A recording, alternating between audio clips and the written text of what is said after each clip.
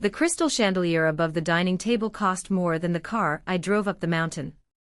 It was a sprawling rental estate in Lake Tahoe, the kind of place with heated driveways and vaulted ceilings that seemed designed to make you feel small. The air smelled of roasted turkey, expensive sage stuffing, and the cloying, heavy scent of my mother's Chanel No. 5. I sat at the far end of the table, near the swinging door to the kitchen. That was my place. Physically and metaphorically.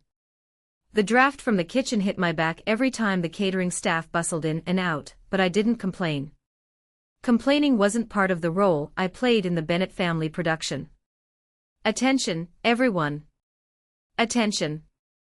My mother, Eleanor, tapped her salad fork against her champagne flute. The sharp ting-ting-ting silenced the room.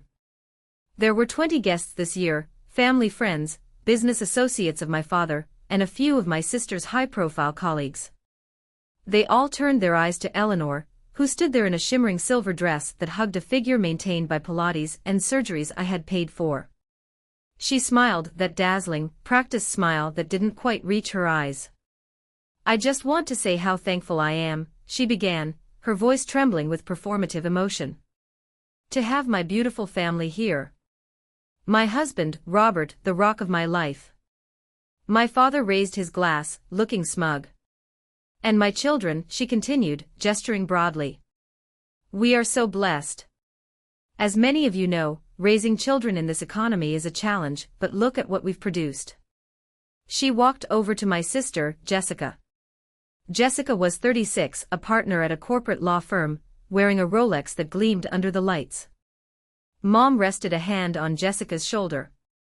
"Jessica, my brilliant shark. A famous lawyer who just won the biggest custody case in the state. She fights for justice." Applause rippled through the room. Jessica preened, taking a sip of wine. Then Mom moved to my brother, Tyler.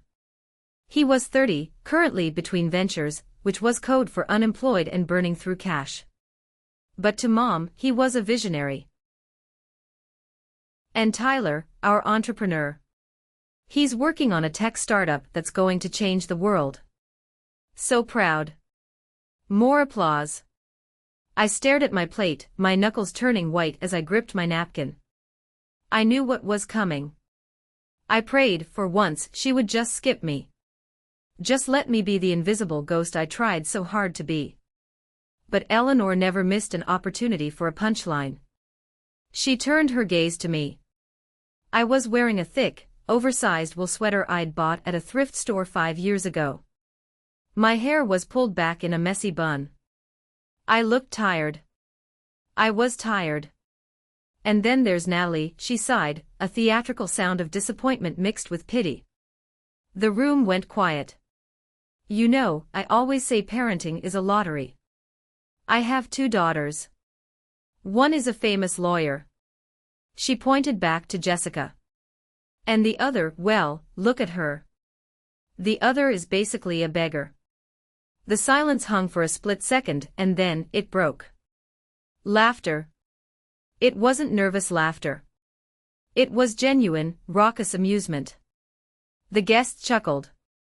My father snorted into his drink. Tyler slapped the table. "Good one, Mom." Tyler jeered. "Hey Nat, did you check under the cushions? Might find a quarter." "I'm serious," Mom continued, playing to the crowd now, fueled by the reaction. "She drives a car that sounds like a lawnmower. She lives in that dreadful little apartment downtown. But we keep her around. Someone has to eat the leftovers, right?" My face burned. It felt like someone had poured boiling water over my skin. I looked up, scanning their faces. I was looking for one person, just one, who didn't find this funny. Jessica met my eyes. She didn't look away. She smirked. A cold, superior smirk that said, "You deserve this." My father didn't even look at me. He was busy refilling a guest's wine glass, basking in the atmosphere of wealth and success. A memory flashed in my mind. 10 years ago. Grandma Rose holding my hand in the hospital. "Natalie," she had whispered, her grip surprisingly strong. You are the smartest one. But you have a soft heart. Don't let them eat you alive. Promise me you'll protect yourself. I had promised. And then, for 10 years, I had done the opposite. I had protected them. I looked at the turkey on the table. I looked at the diamond bracelet on my mother's wrist. I looked at the suit my brother was wearing. I paid for all of it. Every single cent. The mortgage on this rental. The lease on Tyler's Porsche. The retainer for Jessica's defense when she got a DUI last year. The investments my mother bragged about. It all came from the trust fund I replenished monthly. They thought the money came from Dad's old patents. They thought they were living on a legacy. They didn't know the legacy had run dry a decade ago. They didn't know I was the fountain. Oh, lighten up, Natalie, Mom said, noticing my expression. It's a joke. You have no sense of humor. That's why you're still single. Something inside my chest, a tight, rusted bolt that had been holding me together for a decade, suddenly snapped. It wasn't loud. It was a silent vibration, a shift in the tectonic plates of my soul. I didn't scream. I didn't cry. The tears that had threatened to spill moments ago evaporated, replaced by a cold, dry clarity. I stood up. Where are you going? Dad barked. Sit down. We haven't cut the turkey. I'm not hungry, I said. My voice was steady. Terrifyingly steady. If you walk out that door, Mom warned, her voice dropping to that dangerous octave she used to control us as kids, don't expect a gas card for Christmas. You're lucky we haven't kicked you out of the family entirely. You're right, Mom, I said, picking up my battered purse. I am lucky. I walked out. I didn't look back. I heard the laughter resume before the heavy oak door even clicked shut behind me. The cold mountain air hit me like a slap in the face, but it felt good. It felt clean. I marched to my 2012 Honda Civic, the bumper held on by duct tape, and yanked the door open. The engine sputtered and coughed before turning over, just as my mother had mocked. As I navigated the winding roads down from Lake Tahoe, the snow began to fall harder. The wipers slapped rhythmically against the glass. Slap slap. Beggar. Slap slap. Beggar. I gripped the steering wheel until my knuckles turned white. My mind wasn't on the road, it was rewinding through the last decade. I remembered the nights I spent sleeping under my desk at the startup incubator, using a rolled-up hoodie as a pillow because I couldn't afford rent and Tyler's university tuition at the same time. I remembered the day Aegis Solutions went public. I was 26. I became a multimillionaire overnight. My first instinct wasn't to buy a yacht or a mansion. My first instinct was to pay off my parents' bankruptcy debt before the bank seized their house. I had set up the Bennett Family Trust through a shell corporation. I told them it was a forgotten dividend from Grandpa's old oil shares. I wanted them to be happy. I wanted them to be proud, but I was terrified that if they knew the money came from me, the failure, the artist, the black sheep, they would resent me. Or worse, they would bleed me dry openly instead of secretly. So I let them believe the lie. I played the role of the struggling freelance coder who barely scraped by. I drove this junk car. I wore these old clothes. I let them pay for my dinner occasionally and lecture me on fiscal responsibility, while I secretly paid their property taxes. God, I was stupid, I whispered to the empty car. The car skidded slightly on a patch of black ice. I corrected the wheel with a reflex honed by exhaustion. The image of Jessica's smirk burned into my retina. One is a famous lawyer, the other is a beggar. They didn't just take my money. They consumed my life force. They took my sacrifice and turned it into a punchline. They didn't love me. They loved the cushion I provided, even if they didn't know I was the one stuffing the feathers into it. I pulled over at a scenic overlook. The snow was blinding now. I took out my phone. The screen was cracked, another prop in my performance of poverty. I dialed a number. It rang once. Natalie. Marcus answered. His voice was sharp, alert. He was my COO, my right hand, and the only person in the world who knew the full extent of my double life. Everything okay? You left the dinner early. Did they find out? No, I said, watching the snow bury the pine trees. They didn't find out. But I found out. Found out what? That I'm a beggar, Marcus. Apparently, I'm a beggar. Marcus sighed. He hated them. He had been begging me to cut them off for years. Nat, what did they do? It doesn't matter what they did. It matters what I'm going to do. I took a deep breath. The air in my lungs felt icy and sharp. Execute Protocol 0. Silence on the other end of the line. Protocol 0 was the nuclear option. It was a contingency plan Marcus and I had drafted 3 years ago, half joking, half serious. It was the kill switch for the Bennett family trust. Nat, Marcus said, his voice dropping. Are you sure? Protocol 0 isn't a warning shot. It's a massacre. It freezes the trust, liquidates the leased assets, cancels the credit cards, and halts the automatic mortgage payments. It triggers the foreclosure clauses. They will be destitute in 48 hours. I know, I said. It's Thanksgiving, Marcus reminded me gently. They just toasted to my failure, Marcus. While eating turkey paid for by my equity. Okay, Marcus said. I could hear the typing of a keyboard in the background. The sound was rhythmic, like a drumbeat of war. I need your authorization code. Phoenix, I said. 77 Alpha. Authorizing. Marcus paused. Hold on. What about the medical insurance? Your dad's heart medication. I hesitated. I wasn't a monster. But then I remembered Dad laughing as Mom called me a beggar. You're lucky we haven't kicked you out yet. Leave the basic medical coverage active for 30 days, I said coldly. Cancel the concierge doctors. Cancel the elective surgeries. Cancel the cosmetic treatments. Keep them alive, Marcus. Just alive. I don't want them dead. I want them to learn. Done, Marcus said. System is processing. The cards will decline starting now. Thanks, Marcus. Nat? Yeah. Where are you going to stay? The apartment. No, I said, putting the car into gear. I'm going home.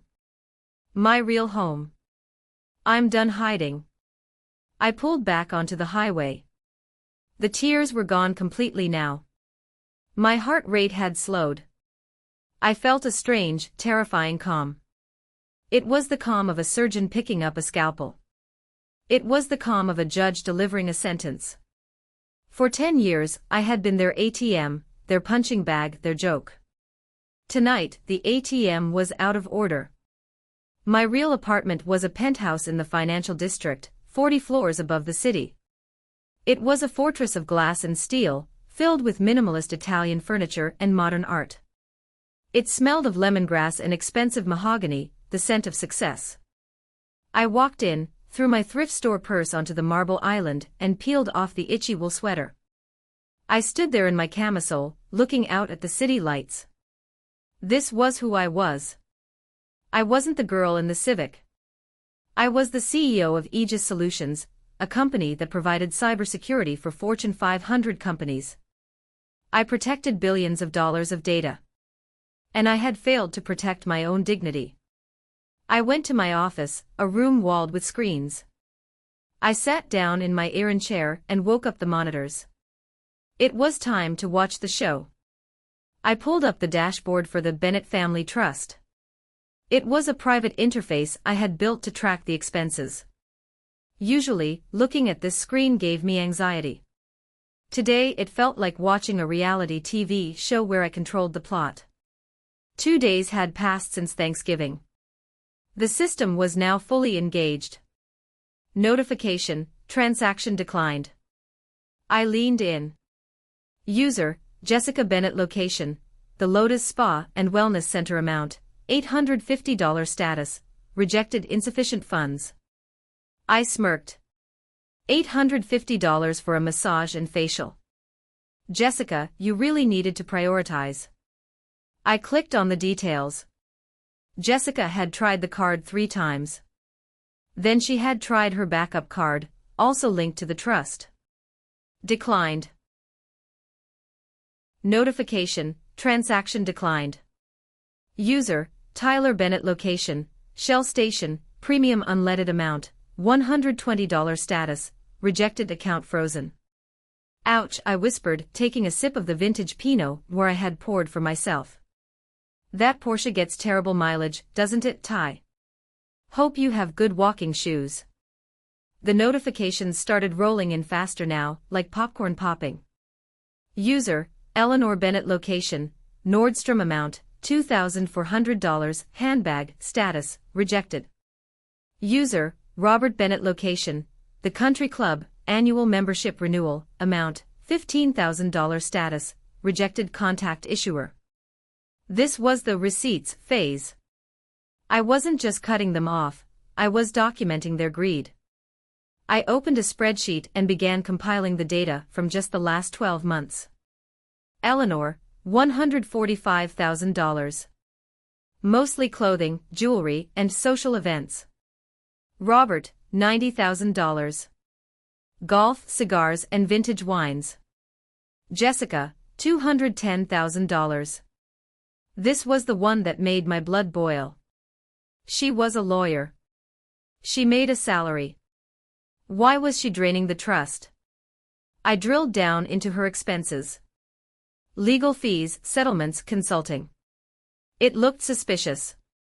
I flagged it for later. Tyler, $350,000. Business seed money. Failed crypto investments. A lease on a loft he claimed was an office. Total annual drain, $795,000, I read aloud. Nearly $1 million a year.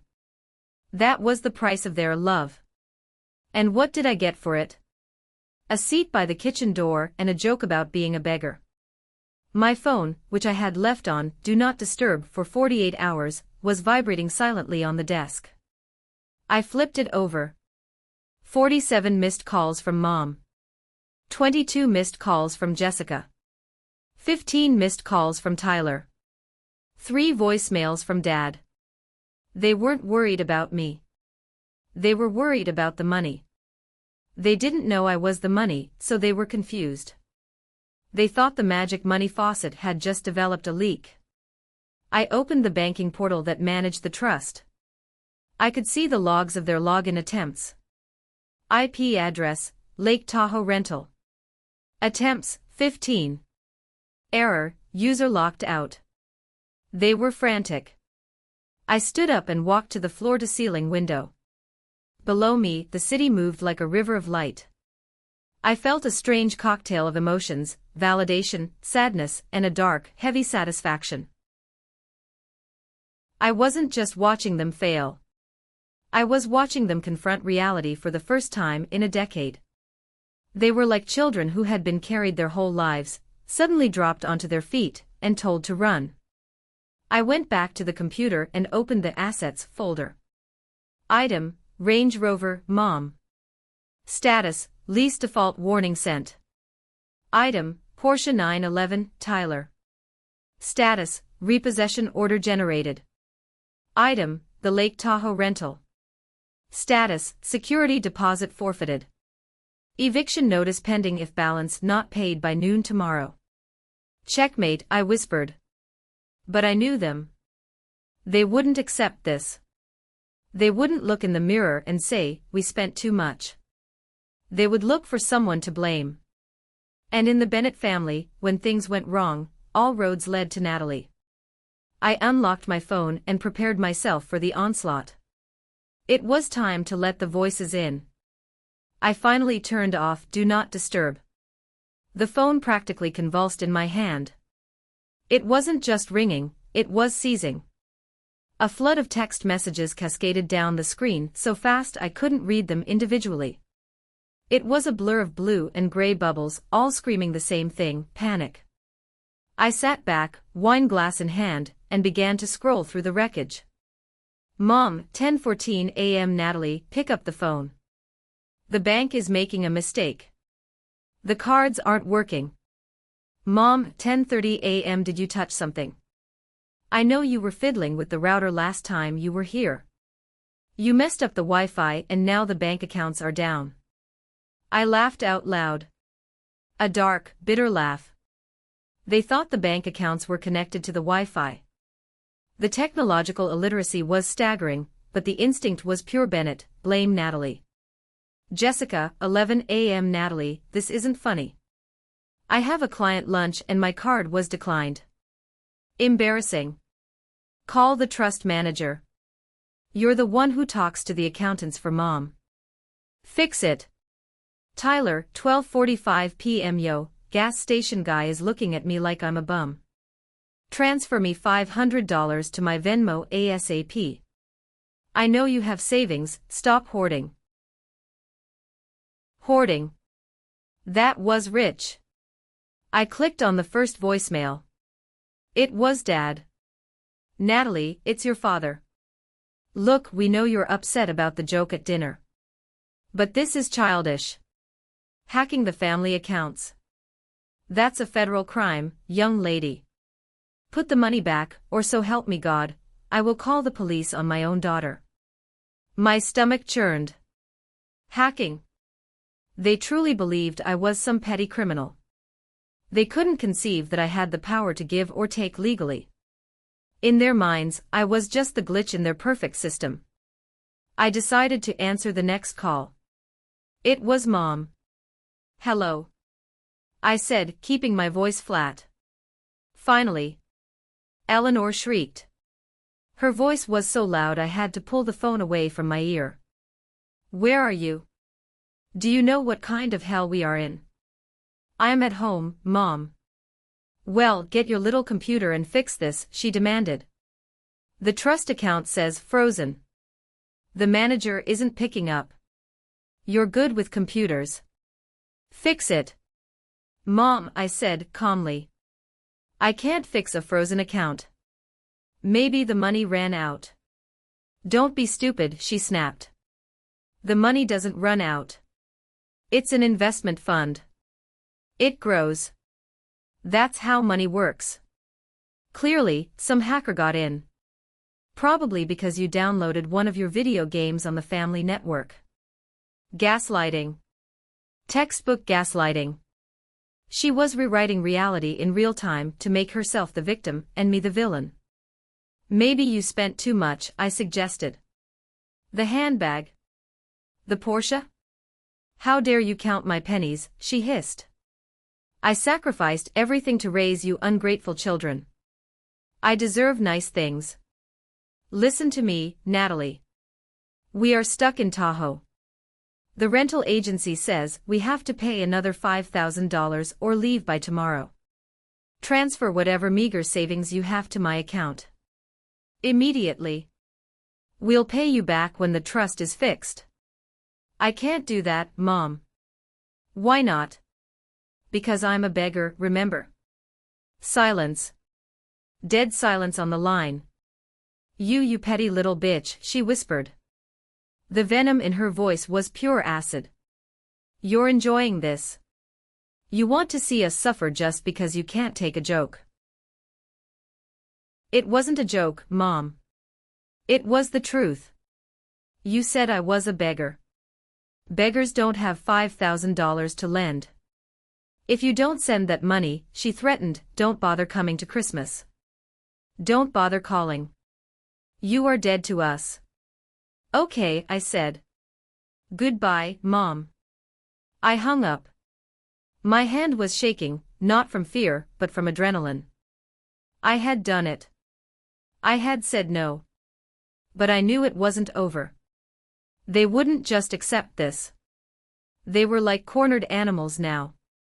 When a narcissist loses control, they don't retreat, they attack. The phone buzzed again. A text from Jessica. Jessica, we're coming to the city. We're coming to your apartment. You better be there, and you better have a checkbook.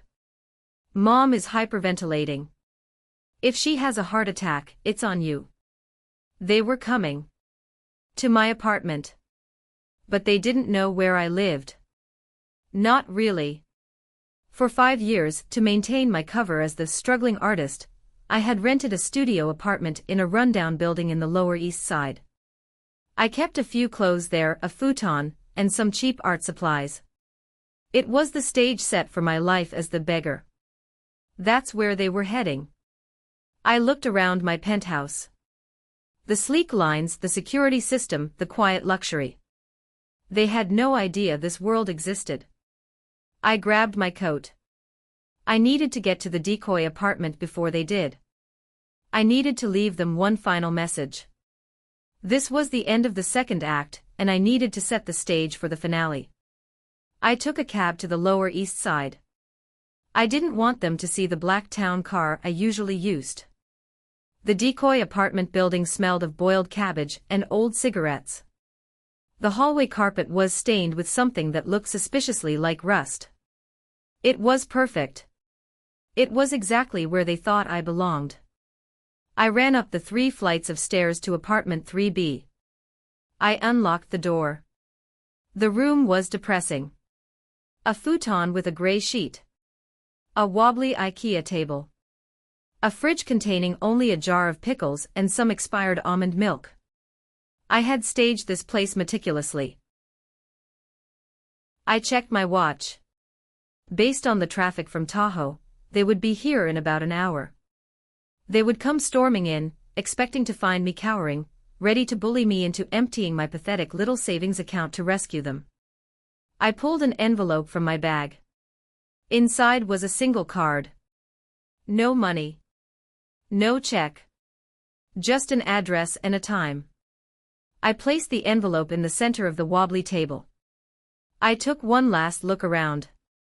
This room was a monument to my fear. Fear of their judgment. Fear of their jealousy. Fear that they only loved me for what I could provide. Goodbye, Natalie the beggar, I whispered. I left the apartment and went to the coffee shop across the street. I found a table by the window, ordered a black coffee, and waited. 45 minutes later, the cavalcade arrived. It was almost comical. Mom's Range Rover, soon to be repossessed, screeched to a halt in the loading zone. Tyler's Porsche pulled up behind it, blocking a hydrant. Jessica's Audi completed the trifecta of entitlement. They burst out of the cars like a SWAT team of Karens. Mom was wearing fur, looking frantic. Dad was red-faced, struggling to keep up. Jessica was on her phone, screaming at someone, probably a bank teller. Tyler kicked the tire of a parked bike as he walked past. I watched them storm the building. They didn't buzz. They probably waited for a tenant to exit and shoved their way in. I sipped my coffee. 5, 4, 3. I imagined the scene upstairs. They would pound on the door. Mom would scream my name. Tyler would try to shoulder it open. Eventually, they would realize it was unlocked. They would rush in, nostrils flared, ready to devour. And they would find nothing. Just the smell of stale air and the silence of poverty. 10 minutes later, they emerged. They looked defeated. Confused. Mom was holding the envelope. She was reading it, her lips moving furiously. She showed it to Dad. Dad squinted, shook his head, and pointed at the paper. Jessica snatched it from his hand. They looked around the street, scanning the faces of passers-by, looking for me. I shrank back slightly into the shadows of the cafe, though they wouldn't have seen me even if I stood in the window. They never really saw me. They only saw what they wanted to see. I pulled out my phone and zoomed in with the camera. I wanted to see the expression on Jessica's face. She looked furious. But also scared. The note in the envelope read, "I'm not here. I don't live here. I never really did. If you want to know the truth, about the money, about the trust, about me, come to Aegis Solutions Tower, 40th floor. Tomorrow. 9 a.m. Don't be late." They were arguing on the sidewalk. Aegis Solutions. I could read Tyler's lips. That big tech company. Why would she be there? Is she the janitor? Mom waved her hand dismissively. She probably got a job at the help desk. We are going there to get her to authorize the transfer. They piled back into their cars. They had a destination now. They had a target. I watched them drive away, leaving a cloud of exhaust in the cold city air. They thought they were going to intimidate a help desk employee. They thought they were going to bully a daughter. They had no idea they were walking into the lion's den. And this time, the lion wasn't in a cage. She was the CEO. I finished my coffee. It tasted bitter, like the truth. I called Marcus. They have the invite, I said. Prepare the boardroom. And Marcus. Make sure security knows not to stop them. Walk them right in. I want them to see everything. You got it, boss, Marcus said. And the legal documents? Have them ready. The divorce papers for the business relationship, essentially. Copy that. I walked out of the coffee shop and hailed a cab back to my tower. The prelude was over. The hunt was done. Tomorrow was the execution. The lobby of the Aegis Solutions Tower was a cathedral of capitalism. 3 stories of glass, polished concrete, and a living wall of greenery that cost more to maintain than my parents' entire house. It was quiet, cool, and intimidating. I stood on the mezzanine balcony, looking down. It was 8:55 a.m. They were punctual when they wanted money. The revolving doors spun, and the Bennett Circus arrived. They looked jarringly out of place. Mom was wearing huge sunglasses indoors. Dad was in a golf polo that looked too casual for the setting. Tyler was wearing a hoodie, trying to look like a tech bro but just looking hungover. Jessica was in her power suit, carrying a briefcase, looking like she was ready to sue the building itself. They approached the reception desk. I couldn't hear them from up here, but I could see the body language. Mom was pointing a finger at the receptionist. The receptionist, a young woman named Sarah who was training for a marathon, didn't flinch. She simply nodded, typed something, and pointed toward the private elevators. They looked confused. Usually, visitors had to sign in, get a badge, wait for an escort. But I had cleared the path. They walked toward the elevators. The doors slid open. They stepped in. I turned and walked to the boardroom. Showtime, Marcus whispered as he fell into step beside me. He handed me a tablet. Assets frozen. Legal team on standby in the next room. Mr. Sterling is dialing in at 9:30. Perfect. I entered boardroom 1. It was a massive room with a view of the entire harbor. The table was a 20-foot slab of reclaimed black walnut. I sat at the head of the table. Not the side. Not near the door. The head. The elevator chimed down the hall. I heard the click-clack of Jessica's heels and Mom's muffled complaints. Why are we going to the penthouse floor? The help desk is probably in the basement, Tyler was saying. The double glass doors swung open. They stopped. For a moment, nobody moved. They stood in the doorway, a tableau of confusion. They saw me. I wasn't wearing the wool sweater. I was wearing a tailored charcoal suit from Armani. My hair was blown out straight and sharp. I wore my real watch, a Patek Philippe. I sat with my hands folded on the table, looking at them with an expression of absolute neutrality. Natalie. Mom whispered. She lowered her sunglasses. What are you doing in here? You're going to get fired. Get out of that chair immediately. Come in, I said. My voice wasn't loud, but in the acoustic perfection of the room, it commanded authority. Sit down. Excuse me. Jessica stepped forward, her lawyer instincts kicking in. Natalie, stop playing games. We need access to the funds. We know you did something to the accounts. If you don't fix it right now, I will call security myself. I am security, I said calmly. What? Dad squinted at me. Aegis Solutions, I said, gesturing to the logo on the wall. My company. I founded it 6 years ago. I am the CEO, the majority shareholder, and the chair of the board. Silence. The kind of silence that sucks the air out of the room. Bullshit, Tyler laughed nervously. You fix laptops. You eat ramen. I eat ramen because I send $80,000 a month to a shell company called the Bennett Trust Southwest that you can drive a Porsche, Tyler, I said, locking eyes with him. The color drained from his face. Mom grabbed the back of a chair to steady herself. What are you talking about? Sit down, I repeated. And I will show you the receipts. Slowly, like zombies, they moved to the chairs. They sat down.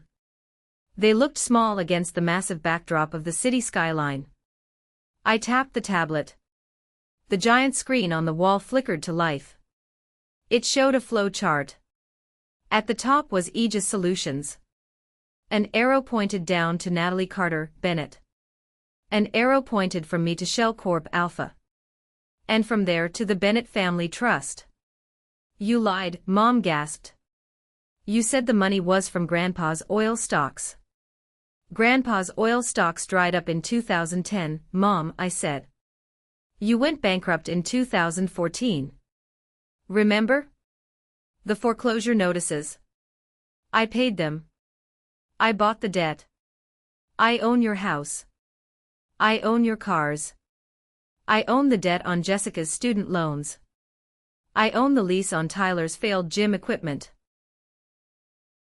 I stood up and walked slowly around the table. I didn't want you to feel bad, I said, my voice dropping to a whisper. I wanted to protect your pride. I thought if I just gave you everything, you would love me. Or at least, you would respect me. I stopped behind Mom's chair. I could smell her fear. It smelled different than her Chanel No. 5. But then, I continued, Thanksgiving happened. One lawyer, one beggar. That's what you said, right? Mom turned to look at me, her eyes wide, filled with a mix of terror and calculation. Natalie, honey, she stammered, her voice shifting instantly to that sickly sweet tone she used when she wanted something. We were just joking. You know how we are. My God, look at you. A CEO. I always knew it. I always told your father you were special. The speed of the pivot was nauseating. Don't, I said sharply. Don't insult my intelligence. But it's amazing. Dad chimed in, smiling weakly. Our daughter, a tycoon. This is great news. So the cards, they'll be turned back on now, right? Since it's all your money anyway. The audacity. The absolute, unadulterated entitlement. They didn't care about the lie. They didn't care about my sacrifice. They just wanted the tap turned back on. No, I said. The cards are dead. The trust is dissolved. Jessica slammed her hand on the table. You can't do that. I can, I said. It's my money. It's family assets. Jessica yelled. If you established a pattern of giving, it creates a legal expectation of support. I can sue you for alimony, well, palimony, familial support. You can't just cut us off. I smiled. It was the smile of a predator looking at prey that had just stepped into a trap. I was hoping you would say that, Jessica, I said. Because now we get to talk about your contribution to the family finances. Jessica narrowed her eyes. What are you talking about? I don't take money from the trust. I'm a partner at a law firm. I make my own money. Do you? I asked. I tapped the tablet again. The screen changed. It showed a series of bank transfers. You make a good salary, Jess, I said, walking back to the head of the table. About $250,000 a year. Not bad. But your lifestyle cost about $500,000. The difference came from the trust. You billed the trust for legal retainers for Mom and Dad. But there were no legal cases. I managed their estate. Jessica argued, her face flushing pink. That's billable hours. You charged $40,000 last month for estate planning. I pointed to the screen. Mom, did Jessica do $40,000 worth of work for you last month? Mom looked between us, confused. She organized the files in the study. Organizing files is $50 an hour, not $1,000, I said. But that's not the worst part. I swiped the screen. A new document appeared. Twist 1, the mother's betrayal. Mom, I said, turning to Eleanor. You look surprised that I'm the donor. But you shouldn't be. Eleanor froze. What do you mean? Dad asked. Show them the email, Mom, I said. I don't know what you're talking about, Mom said, her voice rising in pitch. December 12, 2019, I recited. I sent you an email from my secure address. I told you I was funding the accounts. I told you I wanted to remain anonymous because I didn't want to upset Dad or Tyler. Dad turned to Mom slowly. Eleanor. She's lying. Mom shrieked. She's trying to divide us. I tapped the screen. The email appeared. Huge. Undeniable. From N. Carter, Aegis to Eleanor Bennett. Subject, the house payments. Body, Mom, I've paid off the bankruptcy debt. I'm setting up the trust structure to handle the monthly expenses. Please, let's keep this between us. I just want you guys to be safe. The room went dead silent. You knew? Dad whispered. You told me it was your astute investing. You told me you saved us. You knew she was paying for everything. Tyler stared at Mom. And you still let us treat her like crap. You led the jokes. This was the twist that twisted the knife. Mom hadn't just been a passive recipient. She had actively cultivated the lie. She took my money, claimed the credit for saving the family, and then mocked me to maintain her status as the matriarch. She knew if the truth came out, that the beggar was the savior, her power over the family would vanish. I did it for your morale. Mom sobbed, the fake tears flowing instantly. I didn't want you men to feel emasculated by your daughter. I was protecting your egos. You were protecting your vanity, I corrected. So? Jessica said slowly, processing the new reality. Mom knew. The money is yours. And you've been recording everything. Everything, I said. Well, Jessica straightened her jacket. This is messy. But here is the reality, Natalie. You committed fraud. You misled us about the source of funds. And by doing so, you trapped us in a lifestyle we couldn't afford, creating a dependency. That is financial abuse. I stared at her. The ability of a lawyer to twist reality was truly a superpower. You're going to threaten me? I asked. I'm not threatening, Jessica said, her voice gaining confidence. I'm negotiating. You are going to reinstate the trust. You are going to transfer the deed of the house to Mom and Dad. And you are going to give me and Tyler a lump sum severance of $2 million each. If you do that, we sign an NDA and walk away. If you don't. She paused for effect. If I don't. If you don't, I will sue you for breach of fiduciary duty. And I will drag this company's name through the mud. CEO scams own family. Imagine the headlines. Aegis Solutions is built on trust, right? How will your clients feel when they know you lie to your own mother? It was a valid threat. A public lawsuit, even a frivolous one, could hurt the stock price. It could spook my board. Jessica smiled. She thought she had won. She thought she had found the leverage. You want to talk about headlines, Jessica? I asked Softy. I'd prefer a check, she smirked. Marcus, I said. Open file J Delta. The screen flickered again. Gone were the trust fund spreadsheets. In their place was a complex web of offshore accounts. Title, Cayman Islands Holdings J. Bennett. Jessica's smirk vanished. It didn't fade, it was deleted from her face. What is that? She whispered. That, I said, pointing to the screen, is where the money for the kitchen renovation went. Mom, remember 2 years ago when you asked for $200,000 to redo the kitchen? And Jessica said she would handle the contractors. Yes, Mom said, sniffing. The contractors were so slow. They never finished. They never started, I said. Jessica took the $200,000, transferred it to a shell company in Delaware, and then moved it to the Caymans. That's a lie. Jessica stood up. That is privileged information. You hacked my personal accounts. That is a felony. I didn't hack anything, I said calmly. You used the company Wi-Fi when you visited me last Christmas.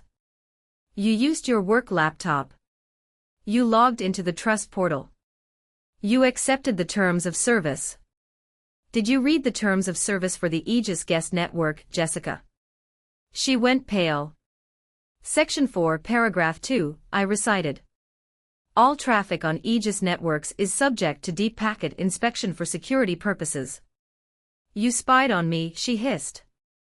I monitored my network, I corrected. And I found malware. You are the malware, Jessica. I scrolled down. But it's not just the kitchen money, I said. See these transfers? These aren't from the trust. These are from your firm's escrow accounts. Client money. You've been embezzling from your own law firm to cover your gambling debts. Gambling? Dad looked at Jessica. I thought you were working late. Online poker, I said. She's down for $100,000. She's been stealing from clients to pay the sharks, and stealing from us to pay the clients back. It's a Ponzi scheme, and it's about to collapse. Jessica slumped into her chair. She looked like a deflated balloon. If I release this file to the Bar Association, I said, you will be disbarred. You will go to prison. Not white-collar resort prison. Real prison. For a long time. You wouldn't, Jessica whispered. I'm your sister. I was your sister at Thanksgiving, I said. Did it stop you from laughing? She said nothing. So I said, looking around the table at the wreckage of my family. Here is the deal. No lawsuits. No alimony. No severance packages. What do we do? Dad asked, his voice trembling. We have nothing. You have your health, I said. And you have a choice. You can leave this building quietly, give up the keys to the house and cars, and start over. Or what? Tyler asked. Or I call Mr. Sterling. Jessica's head snapped up. Mr. Sterling. Arthur Sterling. My firm's biggest client. Yes, I said. He's on the line right now. He's been listening to this entire meeting. I pressed a button on the speakerphone. Arthur. Are you there? A deep, gravelly voice filled the room. The voice of a billionaire. I'm here, Natalie. And I must say, I am very disappointed. Not in you, my dear. But in my legal representation. Jessica made a sound like a dying animal. Ms. Bennet, Mr. Sterling said, addressing Jessica. I suggest you start packing your desk. I'm calling your managing partner in 5 minutes. And Natalie. Good job. This is exactly the kind of ruthlessness I look for in a business partner. I looked at my family. They were shattered. The inheritance they thought they deserved was smoke. The lawyer was disbarred. The golden child was broke. The parents were exposed. Get out, I said. The silence in the boardroom following my command to get out was not the silence of peace. It was the silence of a bomb that had just detonated, leaving everyone deafened by the shockwave. Mr. Sterling's voice on the speakerphone had been the final gavel strike. Jessica stared at the polycom device in the center of the table as if it were a venomous snake. Her mouth opened and closed, but the sharp, litigious which she prided herself on had vanished. She was no longer the high-powered attorney, she was just a gambler who had been caught looking at the cards. He didn't mean that, Jessica stammered, her voice trembling. She looked at me, her eyes wide with desperation. Natalie, call him back. Tell him it's a misunderstanding. Tell him we were just negotiating. I can't lose the Sterling account. It's 80% of my billables. You didn't just lose the account, Jess, I said, leaning back in my chair, watching her unravel. You lost your career. Mr. Sterling isn't just a client. He sits on the ethics board.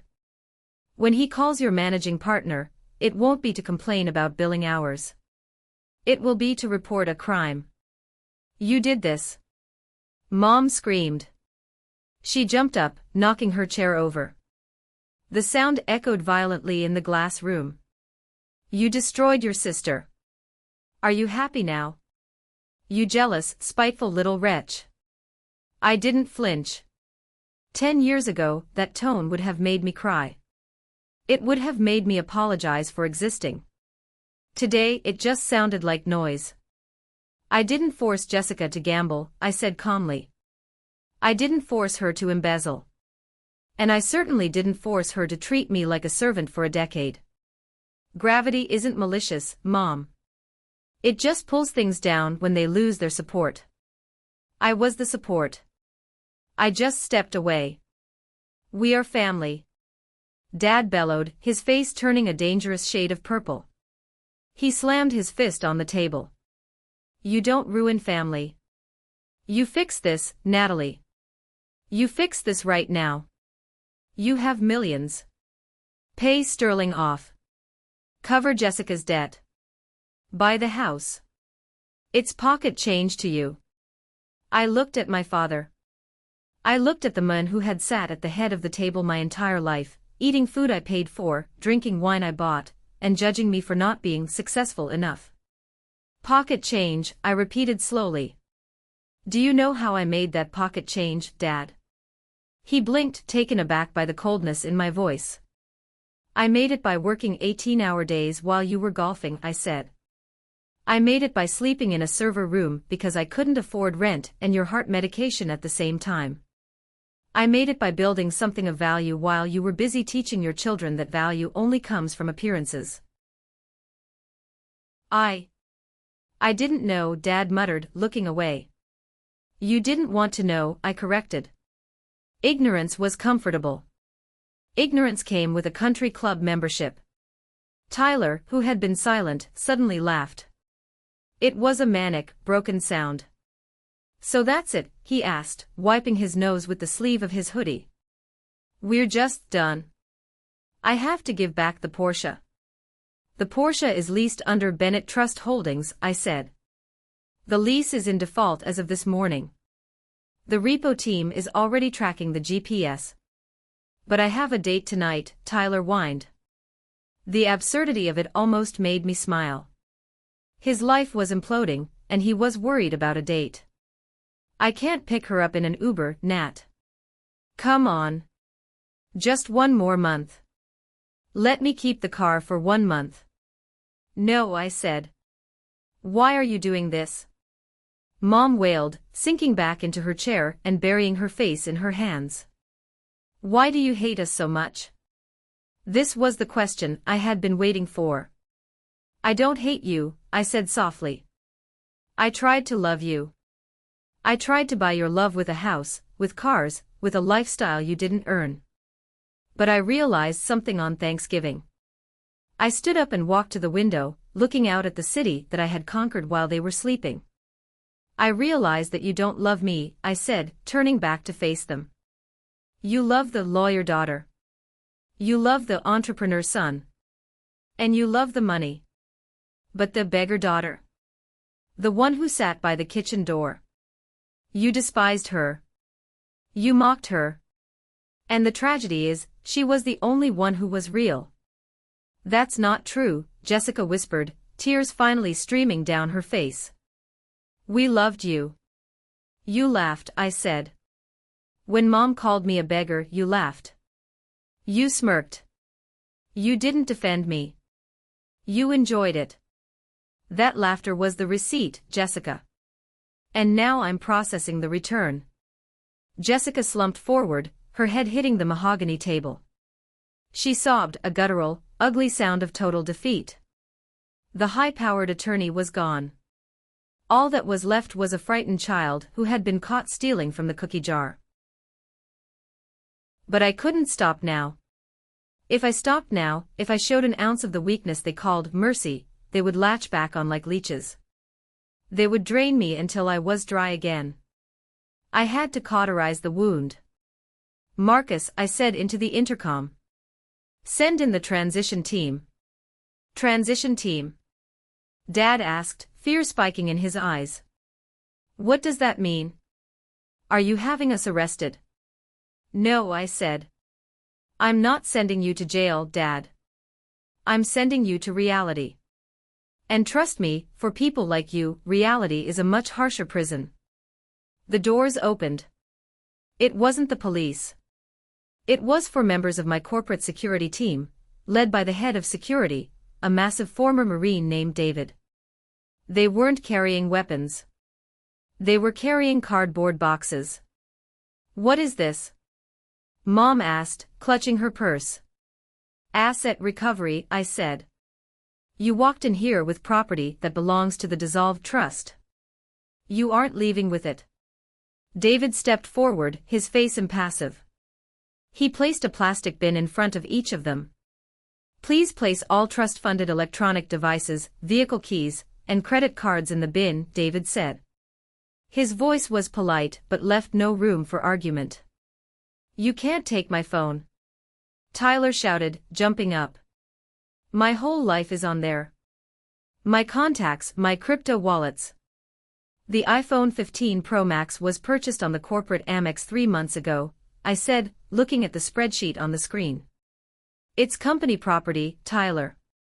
Put it in the bin. I'll delete the data, he threatened, fumbling with the device. The device is already remote wiped, I said. As soon as you entered the building, the MDM software recognized the network and executed the wipe command. It's a brick, Ty. Put it in the bin. Tyler stared at the black screen of his phone. He tapped it furiously. Nothing. He looked at me with pure hatred, then threw the phone into the bin with a loud thud. Keys, David said, moving to Dad. Dad's hands were shaking so hard he could barely get them into his pocket. He pulled out the key fob to the Range Rover. He held it for a second, his thumb rubbing over the leather case. It was his symbol of status. It was the thing he put on the bar when he ordered a drink. Without it, he was just an old man with high blood pressure and no pension. He dropped the keys. Watch, David said. Excuse me. Dad looked up. The Rolex Submariner, I said. Christmas 2022. Expense report line 405. Client gift. But Jessica gave it to you, didn't she? Using embezzled funds. That watch is evidence in her grand larceny case, Dad. Unless you want to be charged with receiving stolen property, hand it over. Dad unclasped the watch. He looked smaller without it. He looked naked. Then David moved to Mom. Mom was clutching her Hermes Birkin bag like a life preserver. "The bag, Mrs. Bennet," David said. "No," Mom whispered. "Not the bag. It's my personal item. It has my lipstick. My tissues." "You can keep the lipstick and the tissues," I said. "But the bag cost $24,000. It was charged to the office supplies ledger of the trust." "It's a fake expense, Mom. It's fraud. Give it to him." "Please, Natalie," Mom begged, tears ruining her mascara. "Everyone at the club has one. If I show up with a canvas tote, they'll know. They'll know we're ruined." "They already know, Mom," I said. "The gossip chain moves faster than a bank transfer. I'm sure Jessica's breakdown is already trending on someone's group chat. Give him the bag." Slowly, painfully, she emptied the contents of the bag onto the table. A tube of lipstick. A pack of gum. A crumpled tissue. A pair of sunglasses. It was a pathetic little pile. She handed the empty leather bag to David. Finally, David stood in front of Jessica. Jessica didn't wait to be asked. She took off her Cartier watch. She took out her company phone. She took out her car keys. She placed them in the bin with a frightening calm. "Are we done?" Jessica asked. Her voice was hollow. "Almost," I said. I walked over to the bin. I looked at the pile of luxury. Hundreds of thousands of dollars of leather, metal, and glass. It was all just junk. It hadn't made them happy. It had only made them hungry for more. "There is one more thing," I said.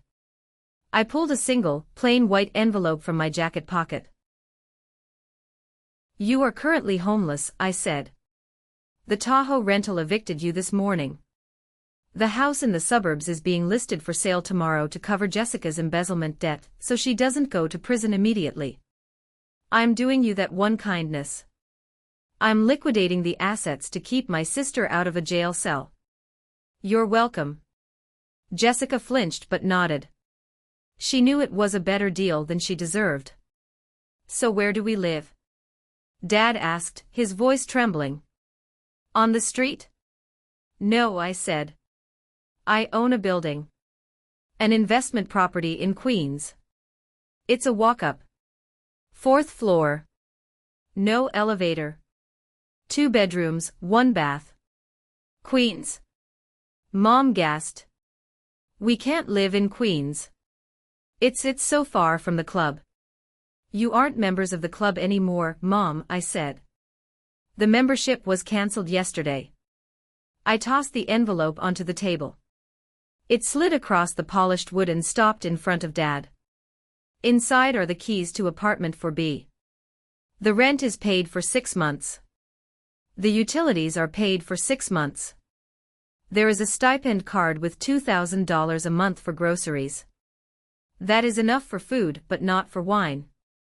Not for steak. And certainly not for Chanel." $2,000? Tyler scoffed. "That's poverty wages. That's reality, Tyler." I snapped. "That is more than most people get. That is a safety net. You should be on your knees thanking me that I'm not letting you sleep under a bridge."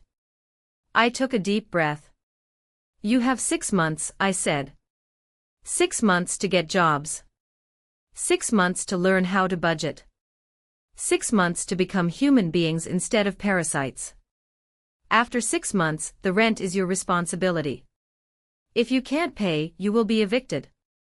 And I won't save you." I looked at them one last time. Stripped of their accessories, stripped of their arrogance, they looked like strangers. "David," I said. "Escort them out. And make sure they take the freight elevator. I don't want them upsetting the clients in the lobby." "This way," David said, gesturing to the back door. Mom looked at me. For a second, I thought she might apologize. I thought she might say I love you. You're a cruel girl, Natalie, she whispered. You have ice in your veins. No, Mom, I said. I just finally stopped setting myself on fire to keep you warm. I watched them walk out. Dad shuffling in his loafers. Mom clutching her lipstick. Tyler with his hands in his pockets. Jessica staring at the floor. The heavy door clicked shut. I was alone in the boardroom. The silence returned. But this time, it wasn't the silence of a bomb. It was the silence of a sunrise. Clean. Quiet. And mine. The weeks that followed were quiet. You might think I spent my time celebrating, popping champagne, and dancing on the grave of their lifestyle. But I didn't. Grief is a weird thing. Even when you are grieving something toxic, it's still a loss. I mourned the family I wanted to have, not the one I actually had. But I kept tabs on them. Not directly, I had blocked their numbers on everything, but through the reports David sent me. The transition to Queens was, predictably, a disaster. Week 1 report, subject, noise complaints. Details, Eleanor Bennett got into an altercation with a neighbor in 4A because she left her trash in the hallway, expecting a concierge to pick it up. The neighbor threw the trash back into their apartment. I read that report and sipped my coffee. Welcome to the real world, Mom. No concierge. Just neighbors who don't care about your past glory. Week 3 report, subject, employment status. Details, Tyler Bennett applied for a manager position at a local gym. Was rejected due to lack of references.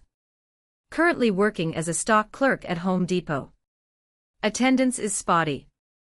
Tyler, the visionary entrepreneur, stacking lumber. It was poetic. But at least he was working. For the first time in his life, his sweat was earning him bread, not my equity. Month 2 report, subject, Jessica Bennett. Details, Jessica has been attending Gamblers Anonymous meetings. She is working as a paralegal for a public defender's office.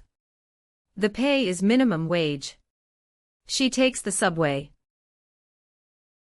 This one actually gave me a pang of hope. A paralegal. From partner to paralegal. It was a humiliating fall, but it was honest work. She was seeing the legal system from the bottom up. Maybe, just maybe, it would make her a better human being. My dad was the hardest to read. He mostly stayed in the apartment. He watched TV. He drank cheap beer. He was fading. Without his status, he didn't know who he was. It was sad, but it wasn't my problem to fix. I had spent 10 years trying to fill the hole in his ego with money. It was a bottomless pit. He had to find his own floor. Meanwhile, my life was exploding in the best way possible. Free from the financial drain of the trust, $80,000 a month stays in my pocket now, thank you very much, I reinvested in Aegis. We launched a new AI security protocol. The stock soared.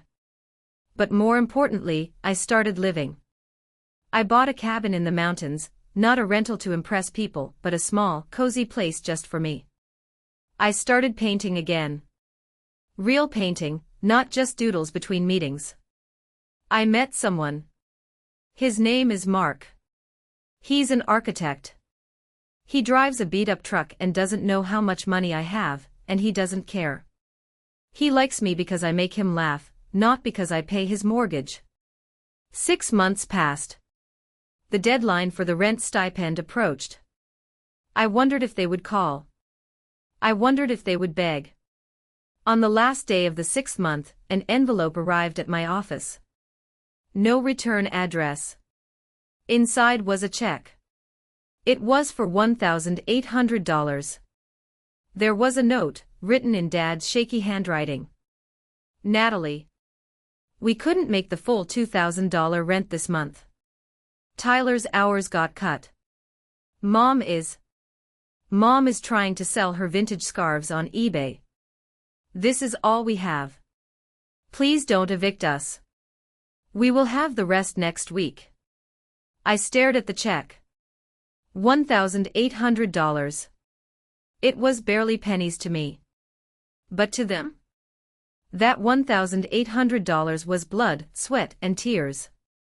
It was real. It was the first honest money Robert Bennett had sent me in a decade. I didn't cash the check. I framed it. I hung it in my office, right next to my degree. It was my trophy. It was proof that they were learning. They were struggling, yes. They were miserable, probably. But they were alive. And they were finally standing on their own 2 feet, even if those feet were wobbly. I told Marcus to extend their lease for another 6 months, but to keep the rent requirement. They needed the pressure. Pressure makes diamonds, or at least, it makes decent citizens. I didn't call them. I didn't rescue them. I let them sit in the discomfort of their own consequences. That was the sentence I imposed. And it was the most loving thing I could have done. 1 year later. Thanksgiving. The air in my mountain cabin smelled of pine needles, wood smoke, and roasting turkey. But this time, there was no Chanel No. 5. There was no tension. There was no one waiting to make me the punchline of a joke. I was in the kitchen, wearing an apron covered in flour. Mark was chopping vegetables, humming a terrible song. Aunt Sarah, Mom's estranged sister, the one who had been too poor to be invited to the Tahoe parties, was sitting by the fire, knitting a scarf. Nat, the timer is going off. Mark called out. I pulled the turkey out of the oven. It wasn't a caterer's bird. It was slightly burnt on one wing. It looked perfect. We sat down at a wooden table that Mark had built himself. We held hands. I'm thankful, Sarah said, her eyes crinkling with a smile, that my niece finally realized she was a lioness, not a doormat. I'm thankful, Mark added, squeezing my hand, that I get to eat this turkey before Natalie burns the house down. We laughed. Real laughter. Not the cruel, performative laughter of the Bennett dinner table. This laughter felt warm. It settled in my chest like hot cocoa. I'm thankful, I said, looking at them, for the truth. Even when it hurts. My phone buzzed in the other room. I ignored it. I didn't let phones interrupt dinner anymore. Later that evening, after Mark and Sarah had gone to sleep, I poured a glass of wine and sat on the porch, watching the snow fall. It reminded me of that night in the Civic, driving down from Tahoe. The night I snapped. I checked my phone. There was one email. From Jessica Bennett. Subject, update. I hesitated. My thumb hovered over the delete button. But curiosity, that old ghost, won out. I opened it. Nat, I know you probably won't read this. But I wanted to tell you. I passed my 1-year chip at Gamblers Anonymous today. I haven't made a bet in 365 days. Mom is working at the grocery store near the apartment. She complains every day, but yesterday she actually brought home a turkey she bought with her employee discount. She cooked it. It was dry as hell, but she cooked it. Tyler is taking night classes for IT. He says he wants to learn how to code. He says he wants to understand how you built the system that crushed him. We aren't happy. Not yet. It's hard. Dad cries a lot. But we aren't drowning anymore. And I think we hated you because you were the mirror we were afraid to look into. Happy Thanksgiving. I hope you're safe. Jess, I put the phone down. I didn't reply. I wasn't ready for that. Maybe I never would be. Forgiveness is a tricky thing. You can forgive someone without inviting them back into your house. You can wish them well without handing them your credit card. I looked up at the stars. They were bright and cold and beautiful. I had lost a family, yes. But I had found myself. I had learned that no is a complete sentence. I had learned that love is a verb, not a transaction. I had learned that sometimes, you have to burn the bridge to stop the enemy from following you. And most importantly, I learned that I am not a beggar. I never was. Thank you so much for listening to my story. And if you have a story like this, share it. Don't keep it inside. The truth is the only thing that sets us free. Please subscribe for more stories, hit that bell icon, and remember, you are worth more than what you can give. Don't let anyone treat you like a beggar in your own kingdom. See you in the next video.